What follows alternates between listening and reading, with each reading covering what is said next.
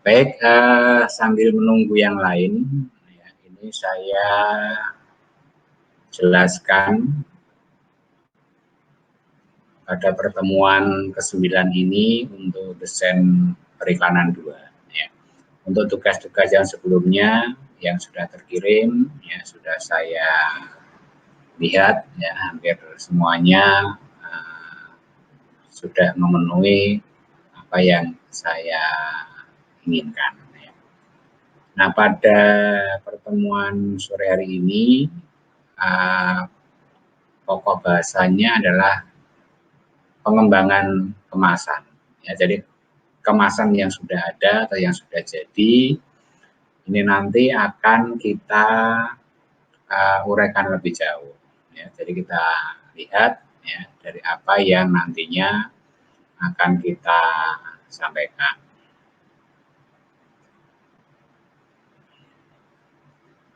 Nah, pada desain kemasan, ya, itu sebetulnya merupakan bagian dari kegiatan promosi. Ya, jadi secara terselubung bahwa kemasan yang kita desain atau yang kita buat untuk membungkus sebuah produk, ini salah satunya adalah untuk mendukung proses pemasaran sendiri. Kemudian juga terkait dengan penjualan, ya, dan juga pada saat mau dikirimkan atau didistribusikan. Ya, jadi kemasan sendiri kalau kita lihat kepentingannya adalah mendukung pemasaran, kemudian dari sisi penjualan juga diharapkan bisa semakin banyak dan juga saat didistribusikan ke tempat lain. Kemudian yang kedua, kemasan ini adalah sebagai alat komunikasi. Ya, jadi bagaimana produk itu dikomunikasikan kepada para pembeli, ya konsumen.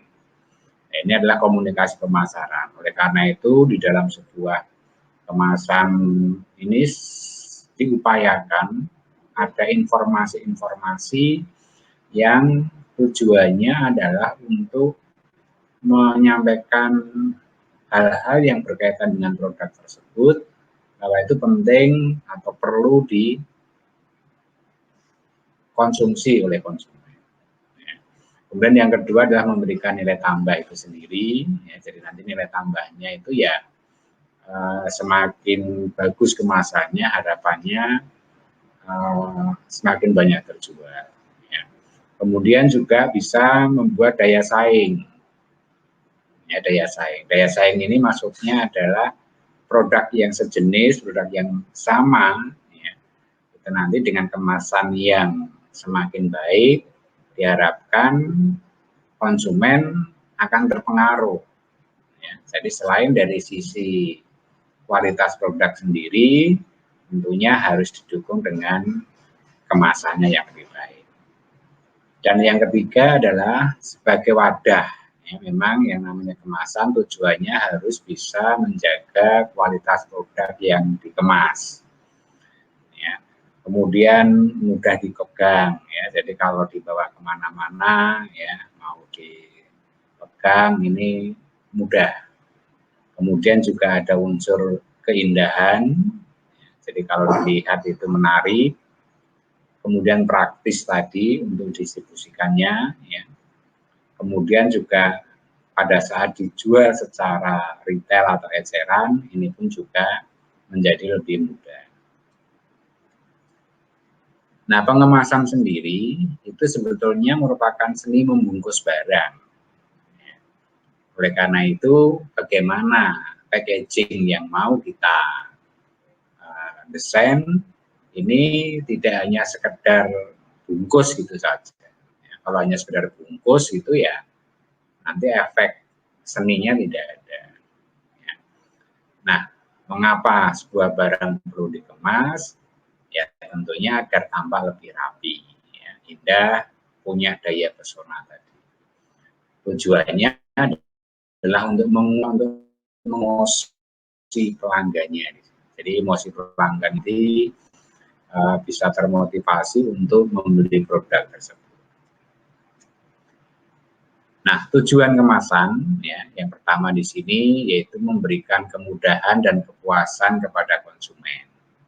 Ya, jadi kalau kita membeli sebuah barang, sebuah produk, ya, selain tentunya dari sisi kualitas, ya, baik itu sebuah bentuk produk barang biasa ataupun makanan yang harus dinikmati, ya, ini akan memberikan rasa kepuasan kalau menarik. Kemudian yang kedua, melindungi produk tersebut, ya, jangan sampai nanti kalau produk itu kemasannya tidak bagus, tidak baik, produk yang ada di dalamnya menjadi gampang rusak.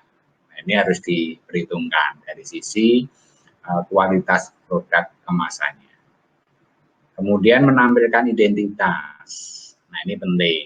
Makanya seperti kemarin, Anda harus bisa mencantumkan merek, ya, merek produk yang mau dikemas. Jangan menggunakan nama yang umum. Ya. Anda nyebutnya misalkan Ceriping, itu saja. Oh, Marning, itu saja. Karena itu banyak macam. Nah, makanya kedua-duanya harus disebutkan. Baik itu dari sisi nama produknya, supaya orang tahu bahwa produk yang dibeli itu nama produknya apa. Kemudian dari merek ini adalah yang memproduksi. Itu unsur identitas merek dan produk harus tercantum. Kemudian yang keempat adalah membangun citra, ya, membangun citra merek dan produk. Kalau kita perhatikan, kalau kita lihat produk-produk yang punya nilai tinggi, ya, punya citra yang tinggi, itu akan selalu mempertimbangkan dan memperhatikan kualitas produk. Ya. Di samping itu adalah kemasannya. Ya. Jadi citra merek ini nanti supaya dianggap tidak murahan, ya, berkualitas, ya, elegan. Nah, disinilah cara-cara membangun citra dari merek atau produk. Itu bisa dibangun dari kemasan. Ya, ini. Kemudian yang kelima adalah alat komunikasi. Ya, alat komunikasi dan kompetisi pasar secara visual. Nah, ini bagaimana apabila kemasan yang sudah dibuat itu nanti dipasang berdampingan dengan produk sejenis. Nah, ini diupayakan sebagai alat komunikasi yang mudah ditangkap informasinya oleh konsumen dan mampu bersaing dengan produk barang yang sejenis. Nah, ini tujuan kemasan. Nah, ini semua nanti tentunya harus diperhitungkan, ya, saat kita membuat atau mendesain ulang sebuah produk kemasan. Kemudian dari sisi fungsi. Nah, kalau kita lihat dari sisi fungsi, maka kemasan ini berfungsi untuk mempengaruhi ataupun membujuk konsumen. Ya, mempengaruhi atau membujuk konsumen agar supaya mau membeli produk yang ini. Membeli produk barang ini. Makanya kalau kita lihat beberapa di mal-mal, ya, itu ada SPG-nya, ya, yang mewakili merek. Tujuannya apa? Kalau ada konsumen yang kebetulan membeli sebuah produk dan kebetulan produk itu sejenis dengan yang dimiliki atau yang mau ditawarkan oleh SPG, maka biasanya dia akan mencoba membujuk, mempengaruhi. Ya, ini kalau kita menggunakan orang. Ya, ini. Nah, itu tujuannya agar mereka mau mencoba, ya, kalau dia sudah terbiasa dengan produk yang sebelumnya, dia diminta bisa mencoba, ya, sehingga nanti berikutnya kalau sudah mencoba tahu, harapannya dia bisa mempertahankan dari penggunaan produk tersebut. Nah, itu kalau ada SPG-nya. Nah, kalau tidak ada SPG-nya bagaimana? Ya, itulah pengaruh dari kemasan. Jadi kemasan inilah didesain sedemikian rupa agar mereka terpengaruh dan terbujuk untuk membeli produk tersebut. Jadi istilah mempengaruhi dan membujuk konsumen dari sisi itu. Kemudian mempengaruhi tingkah laku konsumen. Ya jelas, ini tingkah laku konsumen ini kalau kita lihat hampir semua mereka yang merasa bangga kalau dia menggunakan produk-produk tertentu, merek-merek tertentu, karena sudah dia punya pamor, ya, punya citra yang bagus, citra yang baik. Nah, ini upayanya salah satunya adalah mengubah tingkah laku sehingga mereka merasa bangga ya, menggunakan sebuah produk. Yang ketiga adalah menawarkan kepercayaan kepada konsumen. Nah, jadi dengan adanya kemasan yang kita buat, konsumen percaya bahwa ini adalah produk yang sebenarnya, produk yang asli, tidak tiruan. Nah, ini adalah kemasan-kemasan yang memang diupayakan punya kualitas yang bagus. Dan yang keempat, itu adalah memaksa konsumen untuk melihat kemasan. Maksudnya apa? Makanya dibuat agak sedikit unik, berbeda dengan yang lain. Kalau sedang jalan-jalan, melihat sebuah produk barang, ada kemasan yang mungkin unik, maka dia akan mencoba untuk melihat. Nah, dengan melihat, dia membaca, mengenali, dan diharapkan dia nanti akan membeli produk tersebut. Nah, ini yang kelima akhirnya, ya, dengan mendorong konsumen untuk segera bisa membeli. Dan akhirnya adalah meningkatkan nilai tambah. Ya, jadi fungsi kemasan ini sangat penting, ya, sangat penting, punya peran penting dalam sebuah pemasaran produk barang atau sejenisnya. Ya, ini jadi harus dipertimbangkan baik-baik pada saat kita membuat sebuah desain kemasan, tidak hanya sekedar itu sebuah bungkus saja atau hanya sekedar supaya produknya itu tidak mudah rusak. Ya, kita tidak bisa hanya melihat dari satu sisi. Jadi banyak sisi yang harus dipertimbangkan di dalam proses pembuatan kemasan.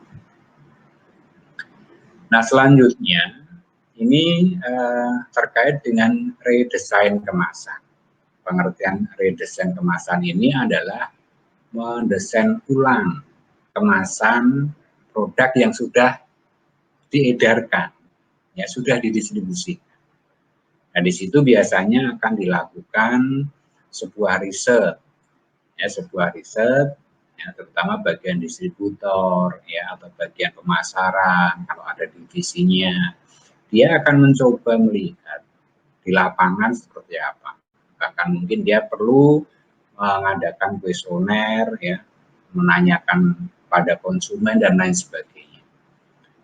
Ya, tujuannya untuk mengevaluasi produk barang yang sudah beredar.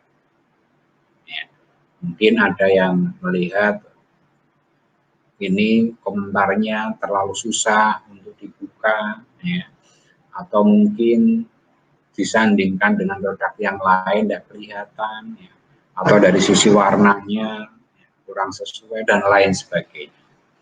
Nah, makanya dibutuhkan sebuah riset terkait dengan produk-produk kemasan yang sudah beredar di pasar. Jadi kemasan terkadang harus diredesain ulang karena tidak lagi sesuai, ya, mendukung pemasaran produk.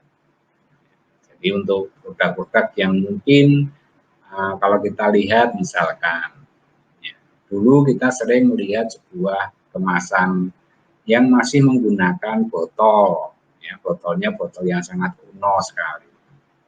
Nah, ini kayaknya sudah tidak bisa bersaing dengan produk-produk kemasan botol yang desainnya lebih bagus. Ya, ini. Nah, disitulah makanya dia perlu melakukan riset. Ya, riset mencoba untuk membuat desain kemasan yang baik. Kemudian yang kedua dari sisi tampilan. Ya, tampilan kemasan kalah bersaing dengan produk-produk yang baru. Nah, ini harus selalu dievaluasi. Ya, jadi redesign ini tidak hanya sekedar produk ini sudah terlalu lama. Nah, produk desain yang sangat lama itu ya biasanya akan terasa ketinggalan, tidak kekinian. Nah, yang model-model sekarang seperti apa, tren yang saat ini kayak apa, nah ini biasanya nanti akan diikuti ke arah sana. Tentunya nanti akan ada keunikan-keunikan tersendiri yang perlu dimasukkan di sana. Atau bisa jadi mungkin kemasan tidak komunikatif. Ya, ini tidak komunikatif. Jadi pesan-pesan yang dimunculkan di sana sulit orang untuk memahami. Ya. Akibatnya kurang menarik perhatian konsumen. Ya, ini. Jadi targetnya ini salah satunya adalah pada konsumen yang memang belum mencoba. Kalau sudah mencoba sih mungkin hanya dipertahankan, ya, mempertahankan dari sisi kualitas. Tetapi untuk mengembangkan nilai penjualannya semakin baik, nah disitulah dia membidik konsumen-konsumen yang belum menggunakan. Nah di situ makanya harus komunikasi. Kemudian yang keempat ini, kalau kemasannya buruk, ya citranya jadi rendah. Ya, citra produk ini menjadi dianggap kualitas yang murahan. Ya. Contohnya Anda coba desain kemasan hanya menggunakan karton putih saja. Ya tentunya akan kalah kalau dibandingkan dengan kemasan yang dibuat dengan cetakan warna. Nah disinilah hal-hal yang semacam ini menjadi pertimbangan. Ya, memang kalau dihitung secara kos biaya, ya tentunya semakin mahal. Tetapi ini semua sudah dilakukan dengan perhitungan-perhitungan biaya. Ya. Jadi sementara kita mengabaikan dulu dari unsur biaya. Ya, jadi pertimbangkan dulu dari sisi nilai jualnya. Ya. Itu nanti akan bisa dihitung tentunya dari bagian pemasaran. Jadi kenapa redesign kemasan perlu dilakukan? Nah ini kemasan yang kurang menarik itu apa sih? Ini kalau kita lihat ya desainnya itu saja.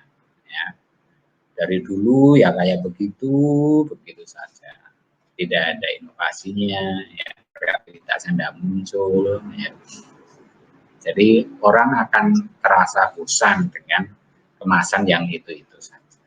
Nah ini kemasan yang kurang menarik. Orang kalau sudah mulai bosan, ya sudah, ya, tidak menarik perhatian. Jadi desainnya karena itu saja, akhirnya membosankan, sehingga orang tidak tertarik, bahkan mungkin hanya sekedar asal bungkus saja. Nah ini kan jadi fatal. Ya.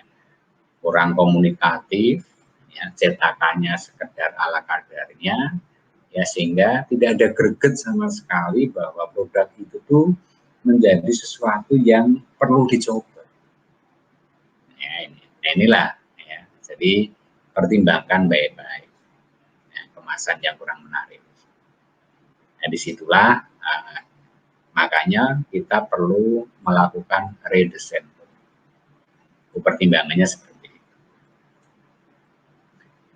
Nah, tujuan redesign kemasan agar supaya citra produk ya, atau merek ini dapat dimunculkan melalui kemasan yang baru. Nah, ini yang menarik untuk membujuk dan membangun persepsi positif pada konsumennya. Ya, jadi untuk membuat sebuah desain ulang ini citra produknya. Nah, apa saja yang perlu dipertimbangkan? Nah, ini ada beberapa. Salah satunya dari tampilan warna. Ya, tampilan warna tentunya bisa disesuaikan. Ya, tidak harus banyak warna. Ya. Jadi warna ini adalah warna yang dirasa bisa mewakili produk tersebut. Kemudian dari sisi bentuk. Nah, mungkin bentuk dari kemasan itu bisa dibuat sedikit lebih lebih unik, tidak seperti kemasan-kemasan produk-produk yang lain.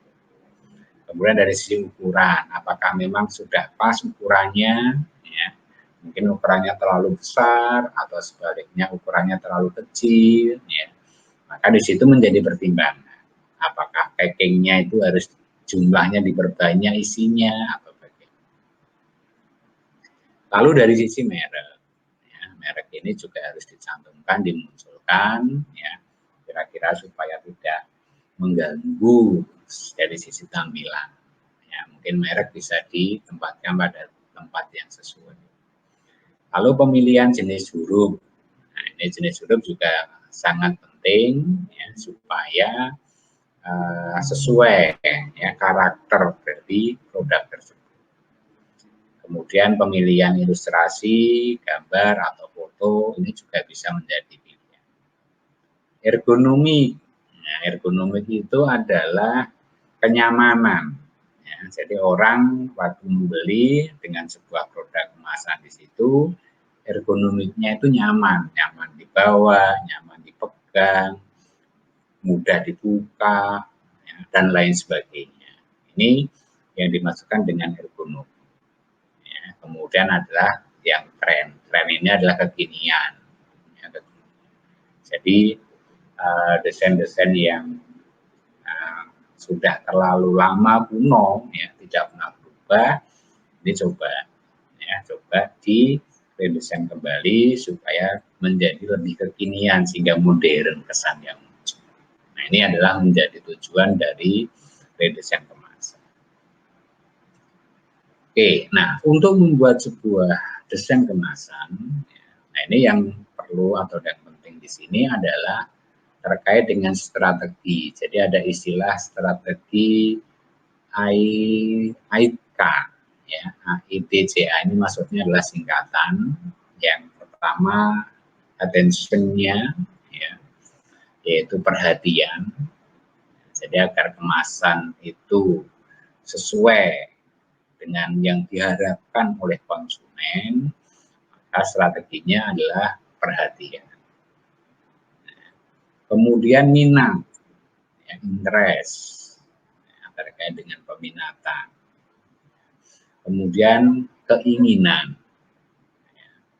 Lalu ada istilah keyakinan, baru tindakan. Jadi konsumen ini diharapkan memperhatikan. Jadi ada sebuah kemasan, konsumen memperhatikan. Dengan memperhatikan, kemudian dia timbul minat. Ya, timbul minat untuk mencoba atau membeli dan lain sebagainya. Ya. Lalu kemudian kalau sudah punya minat, ingin, nah, jadi target menginginkan produk tersebut. Pada akhirnya akan timbul keyakinan bahwa saya akan membeli produk. Nah, tindakan itulah yang dieksekusi oleh konsumen, harapannya dia melakukan sebuah pembelian produk tersebut.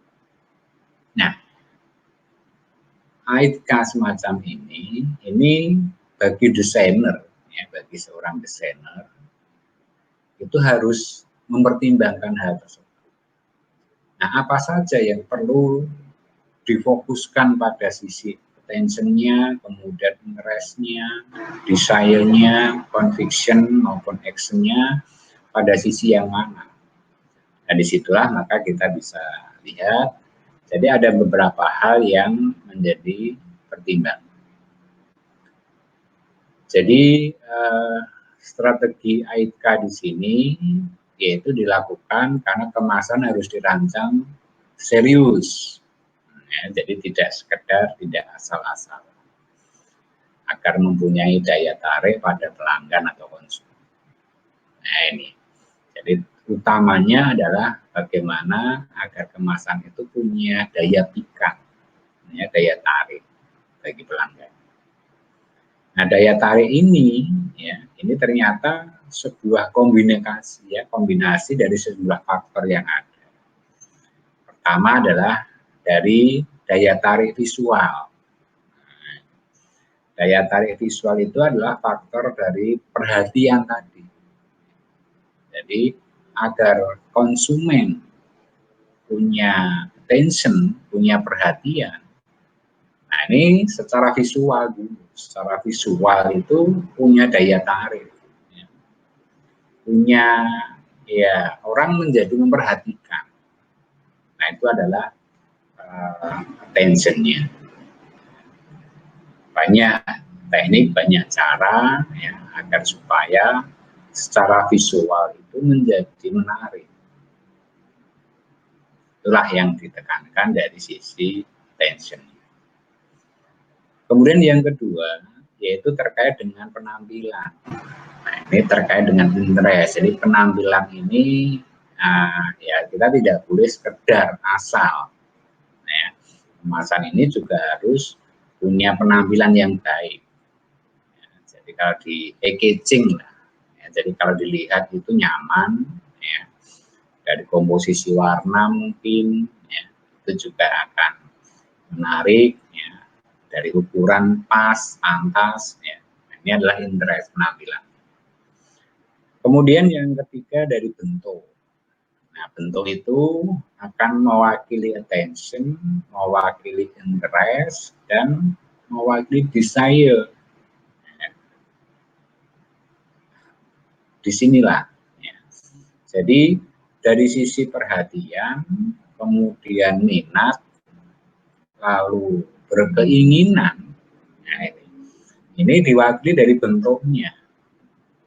Bentuk itulah yang orang akan memperhatikan, kemudian dia berminat untuk mencoba memiliki dan berkeinginan. Minat itu masih dalam tahapan hanya sekedar minat, kalau ingin lebih. Ya. Kemudian dari sisi warna, ya. Nah, kalau sudah warna ini kaitannya juga sama. Ya. Jadi dari bentuk dan warna ini menjadi punya peran. Ya, kalau kita lihat daya tarik tadi secara visual saja, ya, secara umum visual, penampilannya juga hanya untuk berkaitan dengan keinginan tadi atau minat tadi. Nah, yang menjadi kunci di sini adalah bentuknya dan komposisi warna. Nah, tiga hal ini. Jadi bentuk dan warna ini menjadi bagian yang terpenting pada saat kita membuat sebuah desain packaging atau desain kemasan. Nah, kemudian baru kita melihat kecenderungan pasar. Ini kecenderungan pasar itu hanya karena kita sudah melihat pasar kita seperti apa sih. Nah, itu kaitannya dengan interest dan desire tadi, antara minat dan keinginan.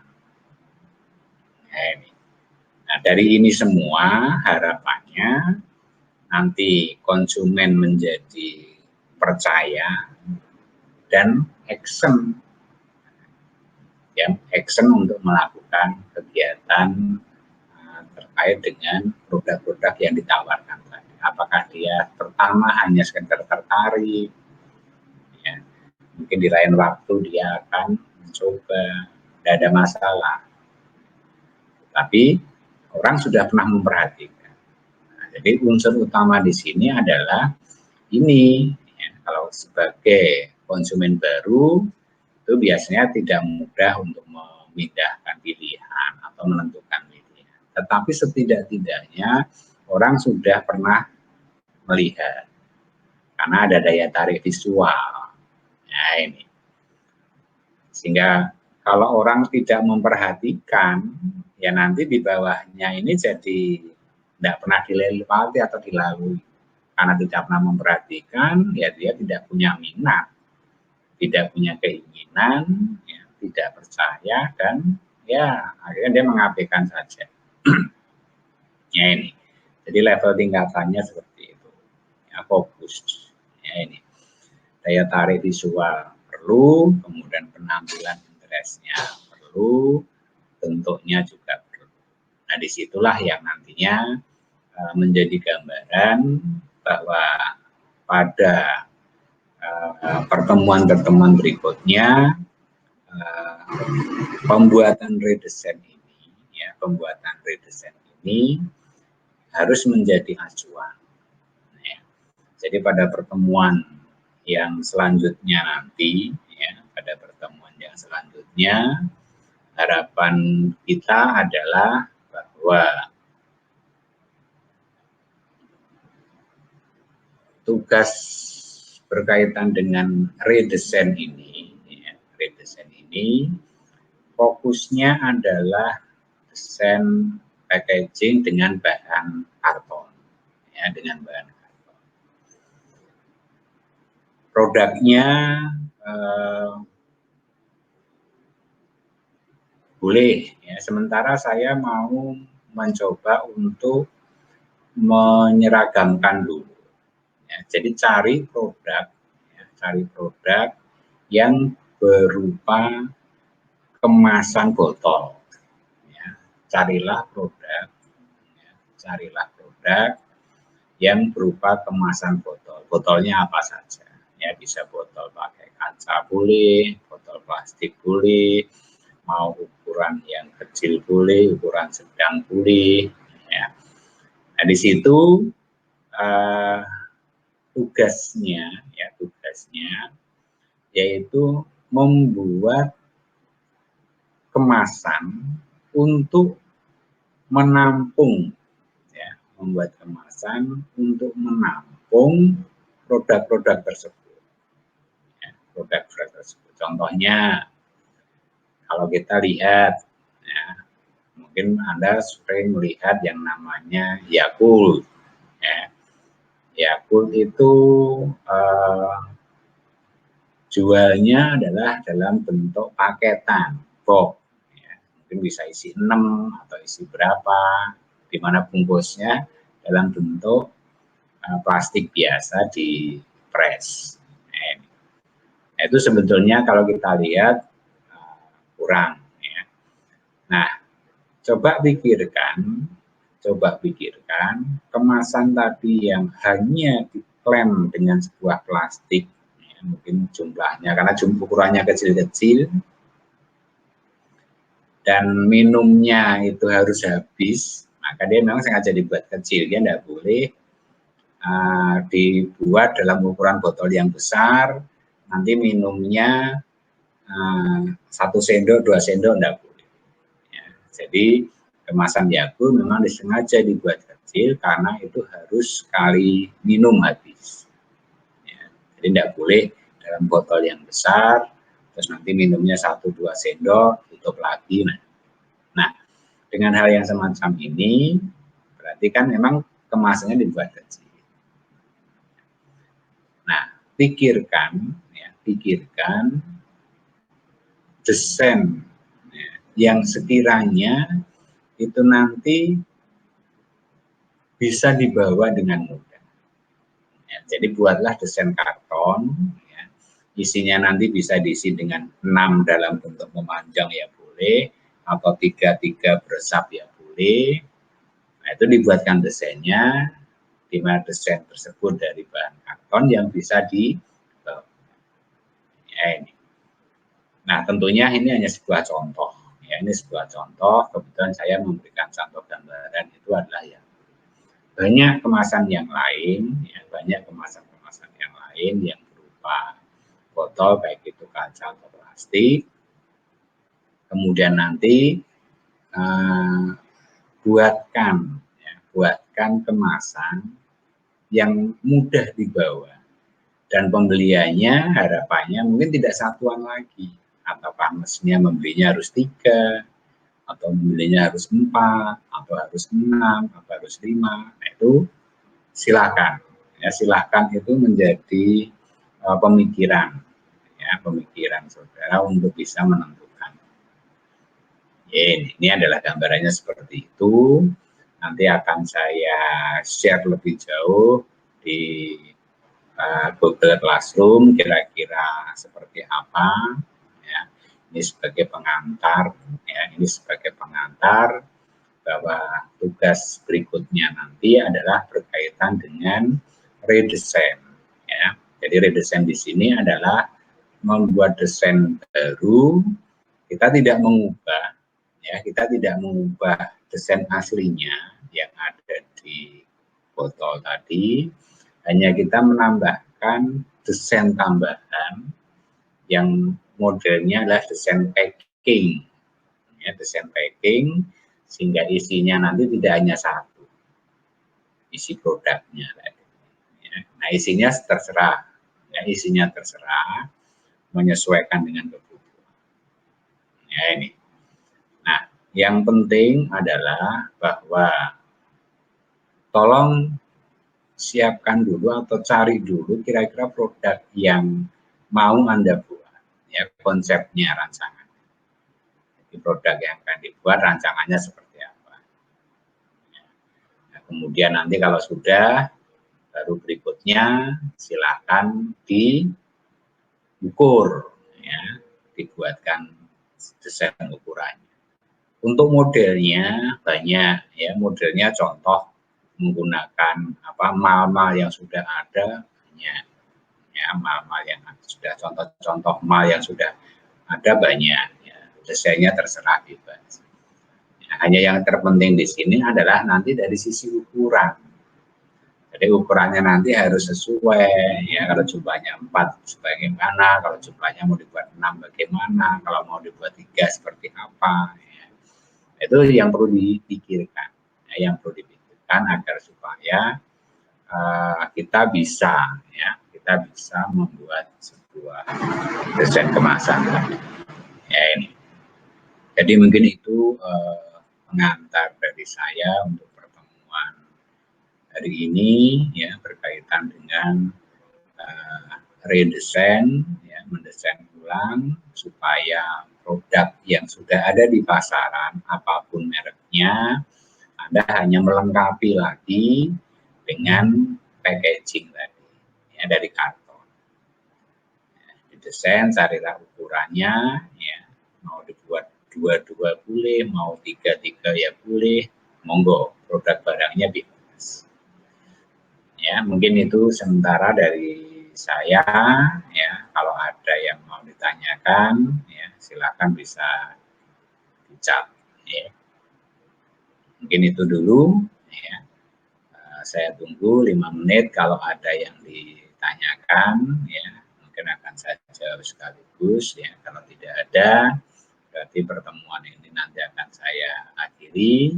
Untuk tugas selanjutnya, ya, itu nanti akan saya share lewat Google Classroom, ya, detailnya seperti apa, ya, supaya nanti kita bisa lebih tahu, ya, lupa. Kemudian di pertemuan berikutnya nanti seperti apa harapannya saya nanti masing-masing mahasiswa itu berada pada komunikasi kelas meeting, ya, atau menggunakan aplikasi meeting sehingga nanti dari siswa atau mahasiswa bisa mempresentasikan. Itu kira-kira konsep yang akan kita lakukan, ya, karena situasi dan kondisi yang tidak memungkinkan untuk bertatap muka langsung sehingga kita harus menggunakan fasilitas teknologi kuliah online. Oke, demikian dari saya. Kalau tidak ada yang ditanyakan, saya kira cukup. Ya, saya akhiri pertemuan pada sore hari ini. Kalau nanti bisa diinformasikan ke teman yang lain. Kalau mau melihat videonya bisa di YouTube. Oke, itu saja dari saya.